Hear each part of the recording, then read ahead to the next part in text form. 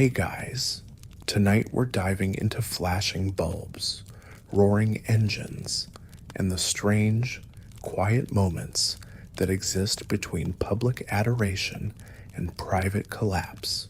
Picture this.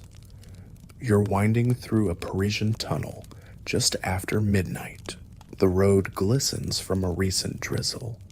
Your chauffeur is pushing 70 millimeters, and just as you adjust your seatbelt, bam, a searing flash floods your vision. You probably won't survive this. So, before you get comfortable, take a moment to like the video and subscribe, but only if you genuinely enjoy what I do here. And while you're at it, drop your location and the time you hit play. I love seeing how far this little bedtime crew reaches. Now, dim the lights. Maybe turn on a fan for that soft background hum. And let's ease into tonight's journey together. You don't even hear the camera. It's one of those high-speed shutters, silent, but devastating for Diana Spencer. That sound, or lack of it, meant something more than just a picture. It meant exposure. It meant one more headline. It meant danger, though she didn't always admit it aloud. You shift in your seat. The smell inside the car is a mix of leather and adrenaline. The interior feels cramped despite the size. Jodi Al-Fayed sits beside you, speaking softly. Henri Paul is at the wheel. The back window reflects the motorbikes still trailing. Headlights, like angry fireflies. You glance up. Behind you, in the swarm, a paparazzo angles in for the shot. He doesn't know, no one knows that this might be the last frame of Diana, alive. Let's pause there. The photo in question doesn't show a dramatic explosion or even her face. It's murky, rushed, lit by the harshness of a flash against metal. But it becomes infamous, not for its clarity, but for what it represents. It's a timestamp on tragedy, a moment trapped between pursuit and collision. Historians still argue whether this single image, taken milliseconds before the crash, was responsible for what followed or merely the final, chilling footnote in a long saga of obsession. To understand that, though, you have to rewind a bit, way back. You have to understand how Diana became the most photographed woman on the planet, how each smile, each stumble, each glance sideways could set off a frenzy. Her face sold magazines. Her sadness sold more. Diana wasn't just hunted, she was commodified. From the second she joined the royal family, she was no longer just Diana. She was our princess, the people's princess, fashion icon, tragic heroine. You can almost hear the printing presses groaning under the weight of those headlines, can't you?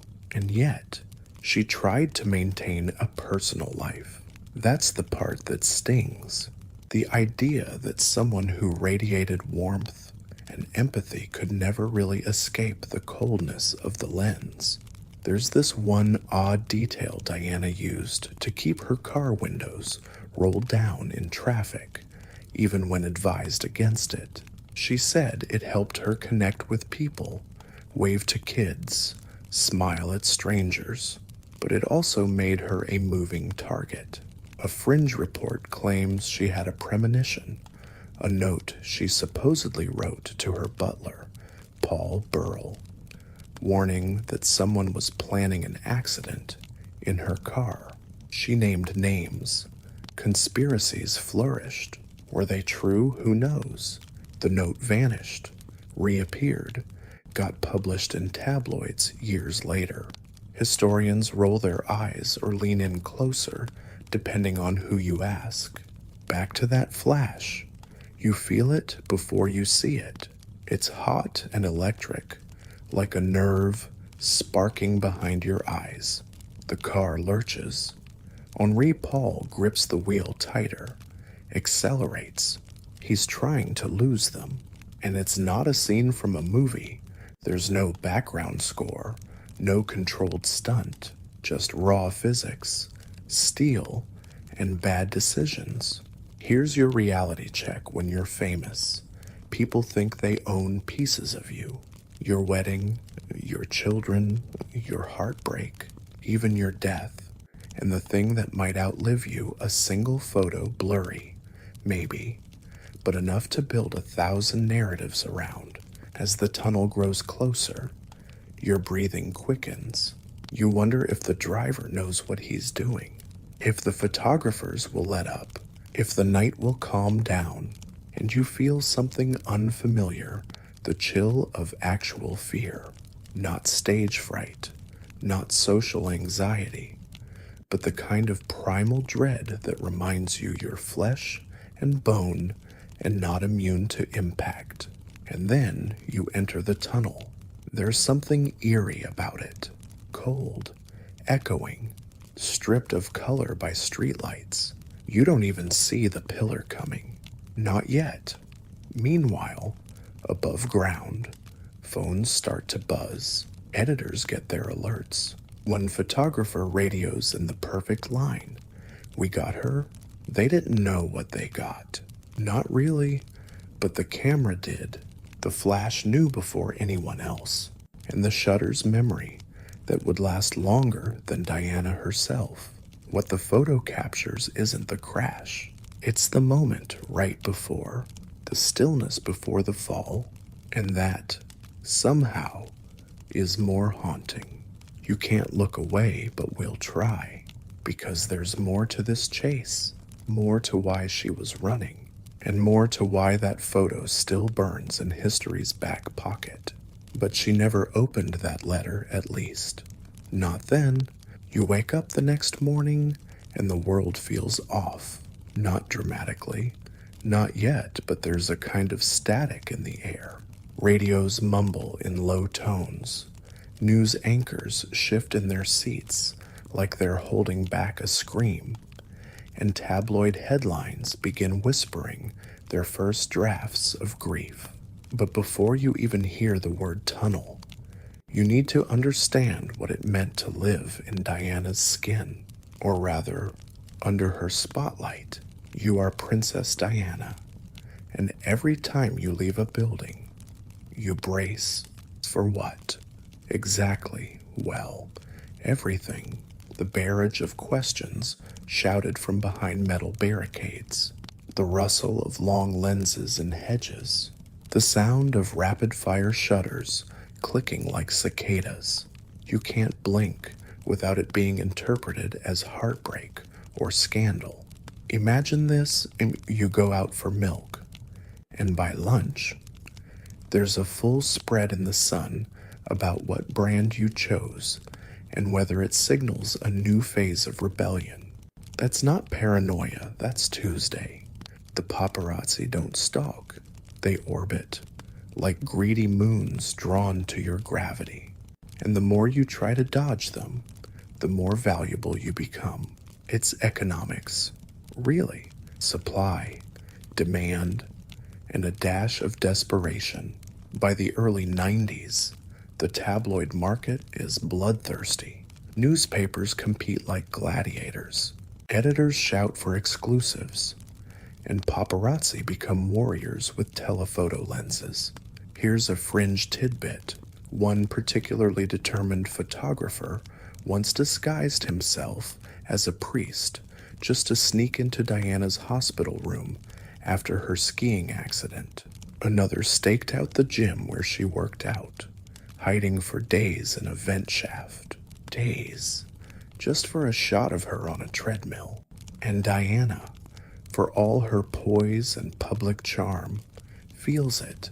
She knows the press isn't just a nuisance. It's a danger, one she can't entirely avoid.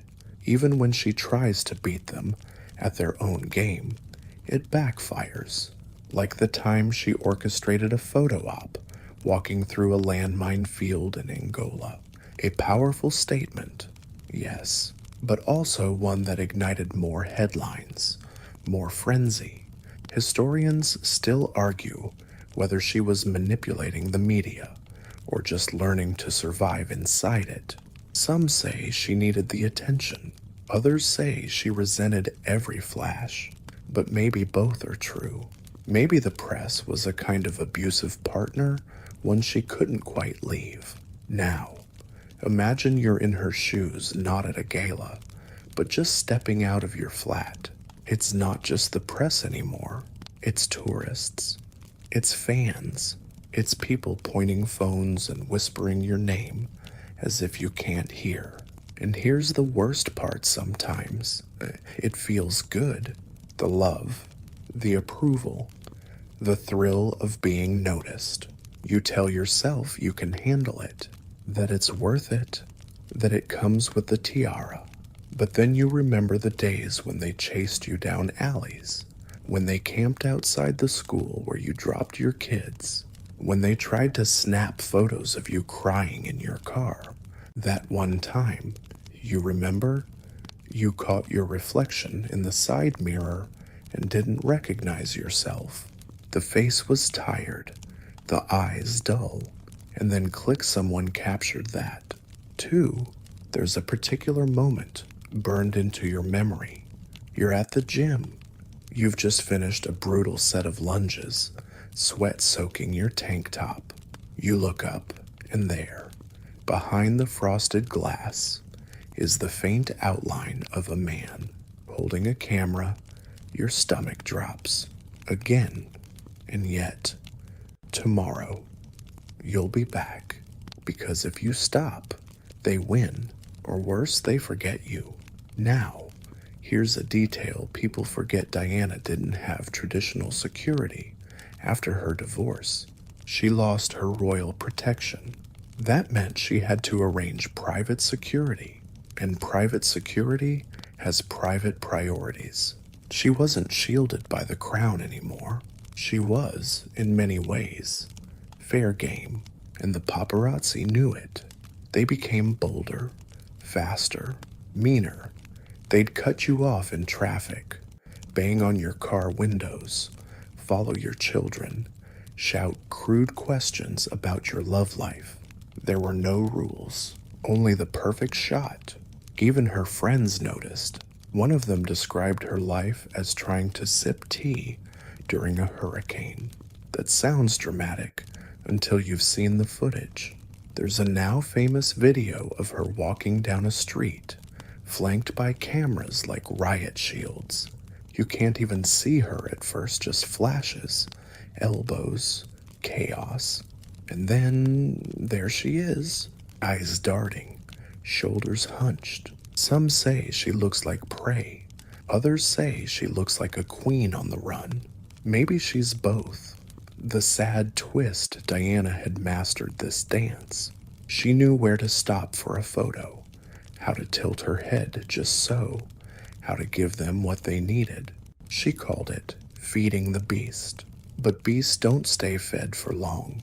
And so you keep walking, keep smiling, keep trying to live between the flashes, until one night in Paris, one ride you almost cancel, one car you almost don't get into, but you do, and waiting just outside the hotel, like always, is a wall of cameras. Some of them are already positioned at the tunnel entrance. Others are revving engines, poised for pursuit. They don't know how this night ends, but they're ready to capture every second of it. And somewhere in the chaos, just before the crash, one of them lifts a camera and presses the button. The photo doesn't show pain, not yet. It shows movement, shadow, perhaps a glimpse of your profile. But years from now, they'll study it like scripture. They'll freeze frame it, analyze the angles, trace the light patterns, trying to answer the one question nobody can seem to let go of. Was that photo the one taken in the dark? One heartbeat before the crash, the one that doomed her? We're not there yet. but we're getting close. And when we get to that tunnel, you won't believe who was already waiting. You're standing in a newsroom now, noisy, frantic, the air thick with cigarette smoke and lukewarm coffee. Phones ring like fire alarms. And somewhere, a fax machine is belching out another blurry tabloid tip. Welcome to the feeding pit, because here's the uncomfortable truth: tragedy sells. But so does humiliation. And when you are Diana, Princess of Wales, every misstep is a dollar sign. You walk past a row of editors, eyes gleaming under fluorescent lights. They're circling a layout of tomorrow's front page, debating whether Diana's tears deserve the top fold or if they should go with the photo of her bikini malfunction. You know, the one they blew it up 3 times its size, circled it in red, and called it royal exposure. Classy. You want to look away, but the beast demands a sacrifice. Again, the tabloid machine doesn't care if you're tired. It doesn't care if you're healing. It cares that your eyeliner smudged during a charity speech, because that means emotional breakdown in bold, 48-point font. And this machine, it runs on blood, tears, and very creative headlines. Here's your mainstream historical fact. By 1997, the British tabloid industry was a $4 billion empire, and Diana was its undisputed queen. She graced more magazine covers than anyone else alive. Entire publishing schedules revolved around her whereabouts. There's even a term for it, Diana mania. She couldn't sneeze without sparking speculation. Was it a cold, or was she allergic to Charles's new girlfriend? And the photographers? They were the foot soldiers. They didn't just snap pictures. They hunted moments. Every blink was worth cash. A kiss worth thousands. An argument on a yacht front page. International? Some would argue, historians among them, that Diana had a complicated relationship with this beast. She knew how to court the press when she wanted attention on her causes. AIDS awareness, landmine victims, disenfranchised children. When Diana visited a hospital, press coverage spiked donations. When she hugged a sick child, photos changed public perception. So was she playing the game or trapped in it? The debate never quite settles. And here's the creepy fringe bit. Some tabloid offices had Diana boards, literal cork boards tracking her locations, outfits, and rumored relationships, like something out of a detective show, except the crime was simply her being famous and female. Imagine waking up every day knowing someone, somewhere, is profiting off your heartbreak, and yet people loved her. That's the paradox. She was endlessly scrutinized, but also endlessly adored. That smile wasn't just photogenic, it was personal. People felt like they knew her. Maybe that's why the tabloids hit harder. They weren't just violating her privacy, they were betraying a friend. But the editors didn't care. To them, she was paper gold. They justified it with a smirk. The public wants to know. And maybe they did. But it was also easy to forget there was a human inside those photos. Someone who cried in silence, who called friends at 2 a.m., saying she felt unsafe, unheard, hunted. And let's talk about that hunger, because it wasn't just the British press. In France, Italy, Germany, the US, the obsession was global.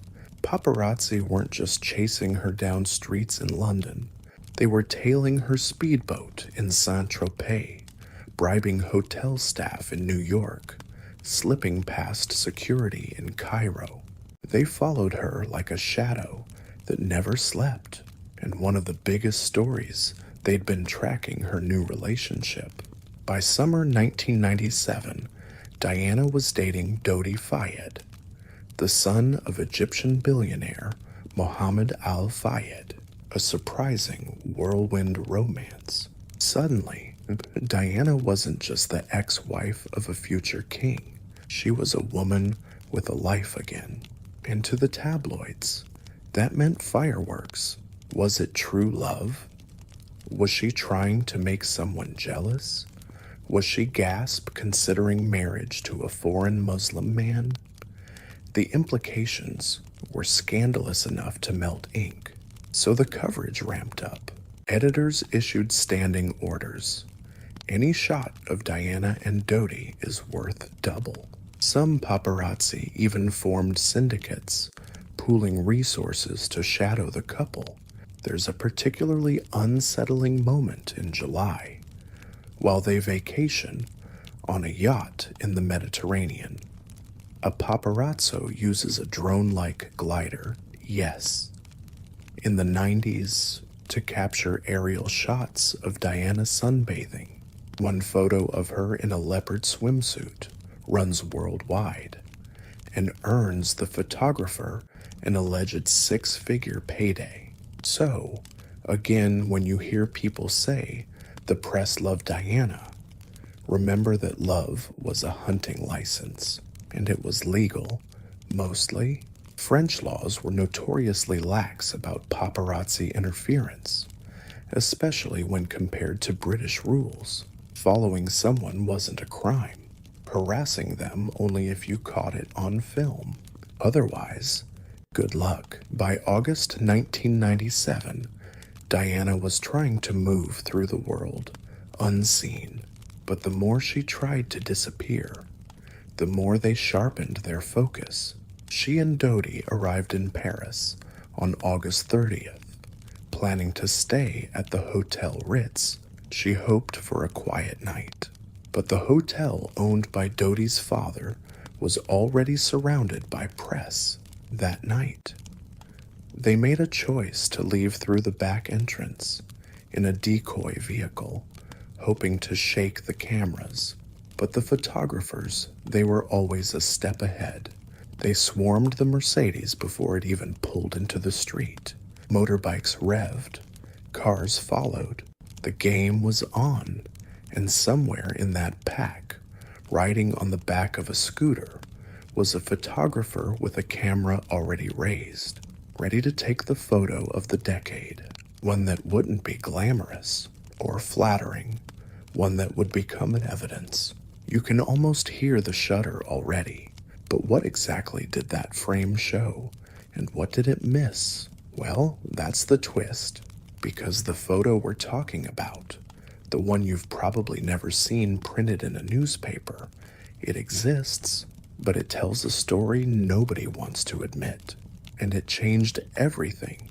The night smells like burnt rubber and old rain Paris in late August, sticky with heat and lit like a film noir. You're inside a Mercedes S280, sliding through the narrow streets with tinted windows and a man in a sharp suit beside you. Dodi, you glance over. He's checking his watch. Again, you're tired, bone tired, the kind of tired where even your smile muscles feel like they've clocked out. Maybe it's the stress, or maybe it's the photographers still buzzing behind you like metal bees. The plan was simple. Leave the Ritz through the back, use a decoy car out front, and get to Dodi's apartment across town without being followed. But from the second the car rolls, you know it's not working. You can feel them, the swarm, motorbikes flanking the vehicle, weaving between lanes, snapping pictures through the windows. The flashbulbs are white hot against the glass, each one a temporary blindness. It's not a pursuit anymore. It's a siege. Your driver, Henri Paul, accelerates. You don't know yet that he's the Ritz's deputy head of security, or that he's had drinks earlier. You just want to get away. The tires screech as you veer onto the Quai de l'Alma. That tunnel yawns ahead, concrete ribs stretching over the road like the mouth of something ancient and hungry. And in that exact moment, just before impact, someone lifts a camera. Click. That's the photo, the one frozen in time. But let's slow it down. Freeze frame. The photo shows the car entering the tunnel, headlights glaring, motorbikes a blur in the background. Inside the Mercedes, a shape yours, possibly caught mid-turn. Not pain, not panic, just motion, unfinished. That single image becomes myth, 1,000 interpretations, and for years, it won't be shown in full, cropped, pixelated, censored. Editors say it's out of respect, but they keep it in their archives like a relic. Historians still argue whether the photo should have been released at all. Was it evidence or exploitation? Now, here's the gut punch. Some of the paparazzi who chased the car didn't stop after the crash. They kept shooting through the broken glass, past the twisted metal, while bystanders screamed and the night filled with sirens. Cameras kept clicking. According to police reports, some photographers even tried to open the car doors not to help, but to get a clearer shot. One leaned over the hood, angling for a better frame, while Dodie and the driver lay motionless. Diana was still alive, barely. She wasn't wearing a seatbelt. Few of them were. The impact had crushed the car's front end, and her injuries were catastrophic, but she was breathing. The first person to reach her wasn't a doctor. It was a passerby, a man named Dr. Maye, who just happened to be driving by. He described her as conscious, murmuring in English, disoriented. Meanwhile, the photographers still circled. One reportedly snapped over 20 frames before police intervened. You want to look away, don't you? So did the world. The backlash was immediate. By morning, the headlines screamed paparazzi blamed in Diana's death. News anchors fought tears. Even the most ruthless tabloids pulled back momentarily. But now the public had a new target. Not just the press, but that photo, the one nobody wanted to admit existed. French authorities began confiscating the film rolls, charging photographers with manslaughter, though the charges would later be dropped. Still, cameras were seized, studios raided, editors suddenly played dumb.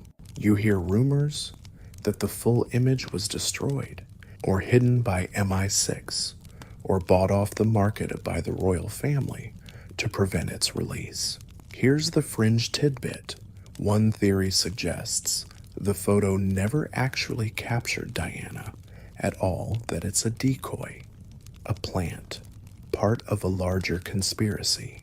Others believe the photo holds evidence of foul play, a second vehicle, a blinding flash just before the crash, a motorbike that vanished from the scene. Remember that reality check from earlier. You're not getting out of this with clean answers. Back in London, people weep openly in the streets. Floral tributes pile up outside Kensington Palace, knee-deep and endless. Children's notes, teddy bears, candles flickering in the wind. But behind closed doors, the spin machine starts humming. Some papers publish pixelated stills from the aftermath. Others describe them in painful detail without showing them. A few fringe publications go full rogue, printing what they claim is the last known photo of Diana alive. They sell out by noon, and you start to wonder what doomed her more: the chase, or the need to capture her right before the end. It's not just voyeurism. Its possession. If they could photograph her final breath, they could own it, sell it, immortalize it. And here's the twisty, cruel irony. The very thing she ran from the lens made her immortal. The debate still simmers. Should the press be blamed? Was it Henri Paul's speeding and alcohol levels? Was it the absence of royal protection? Or was it a perfect storm of all three? A French investigation would eventually clear the photographers of direct responsibility, but the public never really forgave them. You picture those photographers now. Some fled the scene, others retired, changed careers, went into hiding. One, reportedly, suffered a breakdown. But that photo, the one from the tunnel, it remains a ghost. Whispered about, debated on forums, dissected by conspiracy buffs and scholars alike. And you're left standing there in the dark tunnel, surrounded by silence and flashbulbs, trying to breathe through a story that isn't finished, because the crash was only the beginning. What came after, well, that's when the world really fell apart. You wake up the next morning with the world changed under your feet. The sun rises, but it doesn't feel like it should. You flip on the TV, still blinking from sleep, and every channel is the same. Somber voices, black ribbons in the corners of the screen, news anchors in dark suits with red-rimmed eyes. Princess Diana is dead. You sit there in your pajamas, cereal going soggy, trying to wrap your head around it. It doesn't feel real. Diana can't just be gone. She's too famous to die. Right. And yet, there it is, scrolling ticker tapes, reporters outside hospitals, shaky footage of flowers piling up by the gates of Buckingham Palace.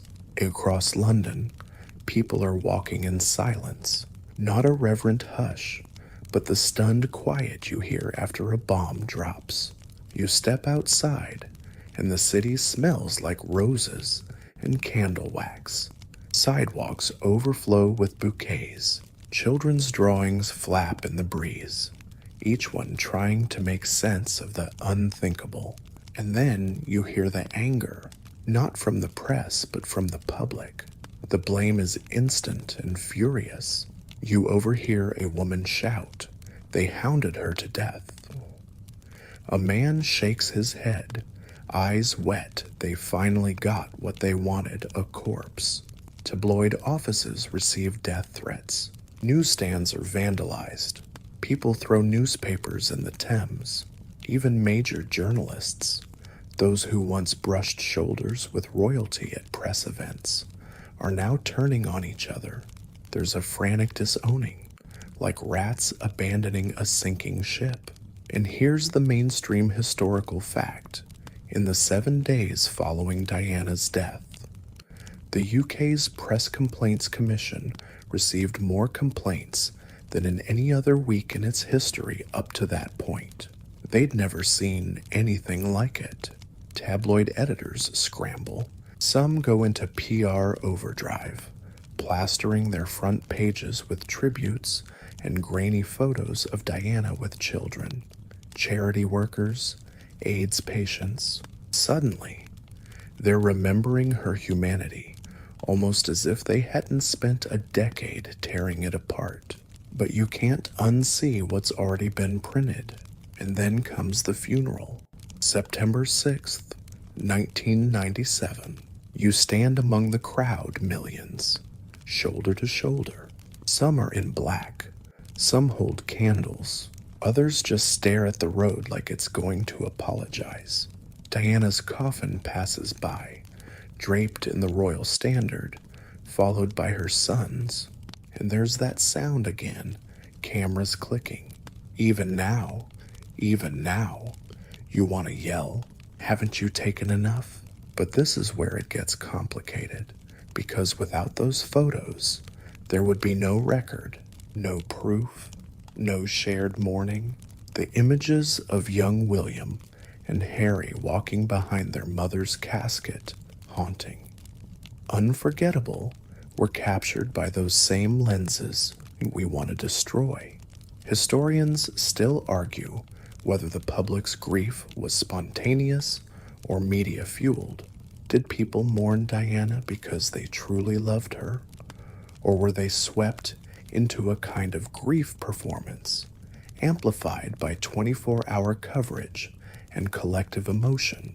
Either way, it was real, tangible, and massive. And here's your fringe detail for the night. Did you know that MI5 reportedly monitored the funeral for security threats and crowd control? They weren't just worried about terrorism. They were worried about chaos because something had cracked in the public psyche, and no one knew what might spill out. And then the Queen appears, late, reluctantly, some say, for nearly a week. The palace remained silent, no statement, no flag at half-mast, just stoicism and tradition. But that didn't sit well with the people. The royal family was supposed to be grieving, but they looked like they were hiding. So finally, under pressure, the Queen made a rare live broadcast. She called Diana an exceptional and gifted human being. You remember watching it, her voice measured, her eyes betraying almost nothing. Some were comforted, others weren't buying it. You start to hear whispers. Was the monarchy part of the machine that drove Diana to the edge? Did they push her out, turn their backs on her, allow the press to feed off her like carrion? You don't need conspiracy theories to feel betrayed. Just memories. Remember when they made fun of her voice, cracking during speeches? When they counted the calories in her meals and accused her of vanity? When they mocked her panic attacks and spun them into headlines? Diana didn't just die in that car. She was chipped away for years. And that photo, yes, that one, it's still circulating in back rooms and private archives. Editors pass it around like a cursed object. Everyone too afraid to publish it, too curious to look away. Some claim it shows more than just a crash, that if you zoom in, enhance the frame, you see something someone reflected in the glass, a face that shouldn't be there, a flash that came from nowhere. Others say that's nonsense. It's just a blur, a trick of the light. Still, no one's deleted it. You wonder, what if it had been published? Would it have changed anything? Would it have finally broken the machine? Or would it have just sold more copies? The public's grief becomes an odd kind of justice. For once, the press has to suffer. They can't print without backlash. They can't stalk without scrutiny. 1 week after Diana's death, tabloids begin publishing editorials. Yes, actual apologies. Some sound sincere, most read like damage control. And still, the appetite doesn't fade. Diana on the cover continues to outsell every other story. In death, she becomes bigger than ever. A saint, a symbol, a silhouette on a candlelit vigil, but not a person. That part of her is gone. And you're left wondering if anyone will ever learn. If this cycle, the hunt, the crash, the cover-up will happen again. The answer? Well, let's just say we're not finished yet, because after the tears dried and the headlines changed, one man began digging. A father, furious, powerful, and rich enough to shake the world. And he had a theory, not just about the crash, but about murder. You wouldn't think a billionaire grieving his son would start sounding like a conspiracy theorist. But that's exactly what happens with Mohammed Al-Fayed. One look at him, And you know this is not a man who accepts accidents. You picture his office at Harrods gold trim, velvet chairs, a framed photo of Dodie on the desk, somewhere in that room. A storm brews. Muhammad's heartbreak doesn't come quietly. It bellows, it accuses, and it points fingers at Buckingham Palace. He tells reporters, "They killed my son. They killed her. Don't you see?" At first, it's easy to dismiss. The man's grieving. Of course he's angry. But then he starts listing details, pulling receipts literally. And suddenly, the world starts listening. He files lawsuits. He funds private investigations. He demands inquests. And he names names. The British establishment starts to shift uncomfortably in its seat. Here's the mainstream historical fact. In 2004, the UK launched Operation Paget, a massive inquiry into the death of Diana and Dodie. It took 3 years, interviewed over 300 witnesses, cost nearly $4 million, and a big chunk of it built around Mohammed Al-Fayed's allegations. He claimed Diana was pregnant, that she and Dodie were about to announce their engagement, that the royal family couldn't allow the mother of the future king to marry a Muslim, that MI6 orchestrated the crash, using a strobe light to blind Henry Paul and force the vehicle into the tunnel wall. Sound wild. Here's your fringe tidbit for tonight. A document was found in the home of a former MI6 agent, Richard Tomlinson, that described a very similar plan. Years earlier, the agency had allegedly considered how to assassinate a foreign official using a car crash in a tunnel caused by a bright flash. Historians still argue whether that's coincidence or something darker. Of course, official sources dismissed Tomlinson's claims, called them fantasy, but still the timing, the details, it all feels too close. Back in Operation Paget's files, Mohammed's theories are treated seriously. The team dives into medical reports, CCTV footage, and those mysterious missing minutes between the Ritz and the tunnel. And this is where it gets murky. Henri Paul's blood alcohol level was high, very high, nearly 3 times the legal limit. But here's the catch. Multiple friends swore they saw him that night, stone cold sober. Footage of him walking through the hotel lobby shows no wobble, no signs of impairment. So what gives some suggests the blood tests were botched or tampered with, that Henri's samples were switched to frame him as a reckless drunk. Why? Because if he takes the fall, no one else has to. You run a mental checklist. The decoy car, the sudden exit, the swarming paparazzi, the missing security detail, the bizarre timing. Nothing fits neatly. Even the ambulance ride is questioned. Diana didn't reach the hospital for nearly 2 hours, despite being only a few miles away. Emergency protocol in France is different. They stabilize at the scene, but still, something feels off at this point. The official story is starting to wear thin. Holes appear, and into those holes, 1,000 theories pour. A white Fiat Uno, allegedly seen near the crash, was never identified. Paint traces found on the Mercedes matched such a vehicle, but it vanished like a ghost on wheels. Mohammed Al-Fayed swore it was part of the plan, that the Fiat nudged the Mercedes, timed with the flash. Some say it was driven by a French photojournalist named Van Than. He denies it, but others claim he repainted his Fiat just days after the crash. You getting chills yet? Because that's not even the worst part. Remember how Diana once said, "I think my husband is going to kill me in a car accident. She wrote that in a letter to her butler, Paul Burrell.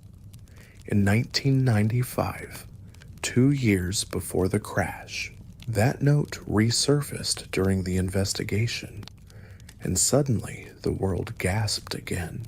Coincidence, prophecy, paranoia. No one knows for sure, but you can't unread it. Operation Paget eventually concludes that there's no conspiracy, just poor decisions, unlucky timing, and tragic consequence. But even then, the final report admits one chilling thing: Diana's death was avoidable. If they'd taken a different route, if Henri Paul had been sober, or if he even was drunk, if seatbelts were worn, if photographers had backed off, it wasn't a murder. The report says, but it wasn't fate either. And Mohammed, he doesn't accept that. He storms out of inquests, declares the system rigged. He calls it all a cover-up, from top to bottom. To this day, he maintains that the royal family orchestrated the crash. You don't know whether to believe him, but you do believe there's more going on than what we're told. The inquest ends in 2008. The verdict: unlawful killing due to grossly negligent driving by Henri Paul and the pursuing paparazzi. That's the line you'll read in textbooks, but it doesn't feel finished, does it? The photo from the tunnel is never released. Not in full. Pieces leak, like smoke under a door. But the complete frame, the truth, maybe stays locked away. And Mohammed, he never stops. He builds a memorial to Diana and Dodi inside Harrods, a bronze statue, an inscription calling their love eternal. Critics call it tasteless, but people visit, people weep, because it's the only grave the public is allowed to touch. And you're left thinking about the cost of curiosity, about the price of fame, about how far people will go to possess a moment, especially a final one. In the end, we're not just haunted by what we saw, we're haunted by what we weren't allowed to see. And yet, the lens never blinks, because while you're busy asking questions, someone else is already setting the stage for the next chapter. And this time, the royal family's going to need a serious image makeover. You're standing in front of a magazine rack sometime in the early 2000s, and something's changed. No more chaotic shots of Diana darting into limos. No more shrieking headlines about affairs or breakdowns. No, the covers are quieter now, glossier, and right in the center, smiling, polished, untouched, is Kate Middleton. At first, you barely notice, just another pretty face. But soon, she's everywhere. One tabloid calls her the new Diana, and your stomach turns a little. But it's not just Kate. The whole royal family is undergoing what can only be called a rebrand. You remember the outrage after Diana's death, the silence from the palace, the cold optics, and then, just a few years later, bam, we've got charity visits, behind-the-scenes documentaries, even Queen Elizabeth cracking a half smile during a televised Christmas message. Coincidence? Here's the mainstream historical fact in the wake of Diana's death. Buckingham Palace overhauled its media strategy. They hired spin doctors, public relations experts. They started working with the press. Instead of just enduring it, the royal image had taken a hit, and they knew it. It wasn't just about recovery, it was about survival. You start noticing how carefully the stories are shaped. Prince Charles as a devoted father, Camilla as a misunderstood woman, not a villain, William and Harry as charming, camera-ready young men molded in Diana's legacy. And here's the thing, they're good at it. But the ghost of Diana hovers like mist around every photo op. The public hasn't forgotten. Every time William does something kind, people say, just like his mother, every time the palace stumbles, they ask, what would Diana have said? Her memory is a mirror, and the royals are still adjusting their crowns in front of it. Now here's your fringe tidbit. There are rumors unverified, whispered in media back rooms, that certain agencies now buy intrusive photos to bury them, not to publish, just to make sure no one else does. A preemptive strike, a private auction here, a quiet cease and desist there, all part of controlling the narrative. It's smart, slick, but it feels a little like erasing fingerprints after something messy. And then Harry marries Meghan. At first, the media swoons. A biracial American actress, modern, relatable, photogenic, a fairy tale. But you have seen this before. The tide turns, headlines darken. Meghan wears the wrong color, touches her bump too much, flies private while talking climate. Sound familiar? You don't even blink when the press starts comparing her negatively to Kate. Duchess difficult, demanding diva, breaking protocol. It's Diana 2.0, but faster, meaner, algorithmically optimized for outrage clicks. Historians still argue whether the media's treatment of Meghan was racially driven, classist, or simply the same old royal sausage grinder chewing through another woman who didn't fit the mold. But one thing's clear, the same blueprint was being used again. And this time, Harry did blink. He watched history repeating itself and said, nope. He and Meghan pulled the eject lever. In 2020, they left royal duties, moved to California, cut a deal with Netflix, did a tell-all with Oprah. And in that interview, Harry didn't mince words. He said he was afraid, that he saw the same forces gathering around Meghan that had consumed his mother, that he knew how this story could end. And honestly, you believe him, because you remember those old photographs, don't you? The ones of Diana crying in a car, ducking behind tinted glass, haunted by 1,000 invisible flashes. Harry didn't want his wife to end up like that, or his son to grow up in that pressure cooker. But here's the quiet twist. You realize the photo that doomed Diana wasn't just the one in the tunnel. It was every single one that came before it. The endless montage of moments stolen, sold, and spun. Those photos shaped how we saw her and how we failed her. And the royal family knows it. That's why they're trying so hard now.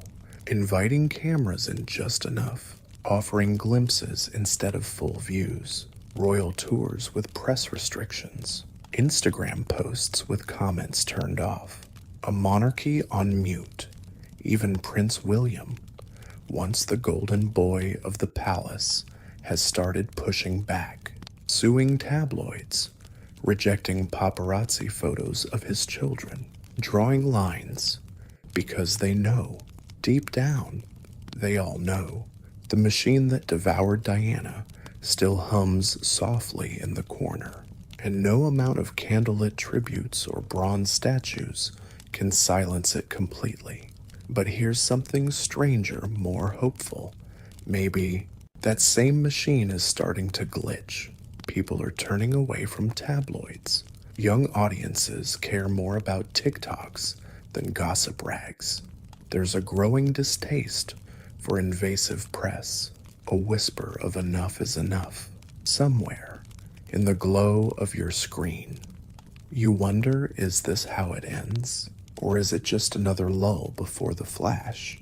Because even as you drift into sleep, even as the headlines fade and the candles melt, there's one last development you haven't heard yet.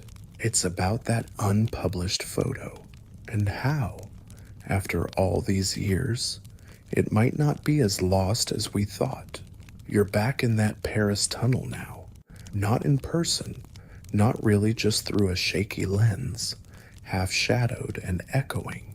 The moment before impact lingers like a held breath. But tonight, there's a new detail, one that never made the front page. You see, in the years following Diana's death, there were whispers among photojournalists. A certain frame, a certain negative, not the blurry, chaotic shots that made it to print. No, this one was different. It showed Diana just before the crash. Not in pain, not unconscious, just looking up, eyes wide, not at the road, but at the photographer, at you, in a way. And here's your mainstream historical fact. The French authorities did in fact seize multiple rolls of film that night. Some were returned, some weren't, others were allegedly destroyed, but a few, just a few, vanished entirely from the official record. Enter Jean-Claude Delarue, a French human rights advocate who in 2007 claimed that several of those seized photos had never been properly cataloged, that somewhere, someone had kept a frame from that final minute, a photo too powerful to publish, too dangerous. Maybe it's the kind of thing you file under urban legend, right next to moon landing deniers and Elvis sightings at the gas station. But then a former paparazzo anonymous, of course, tells a German magazine in 2013, yes, I saw it. Yes, someone has it. And no, they're never going to let you see it.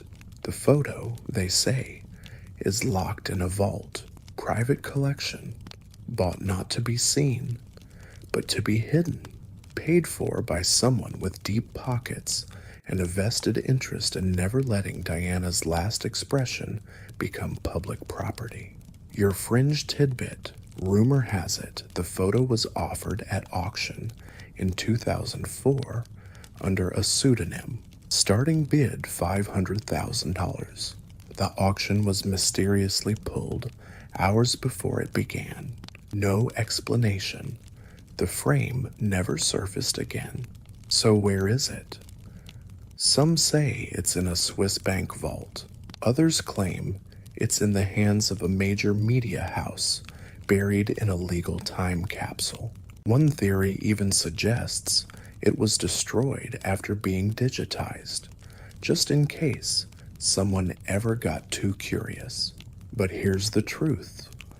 No one wants to say out loud, we're not sure we want to see it, because if that photo does exist, it isn't a scoop. It isn't closure. It's a wound. Imagine it, Diana. Mere seconds before everything ends. No screaming, no blur.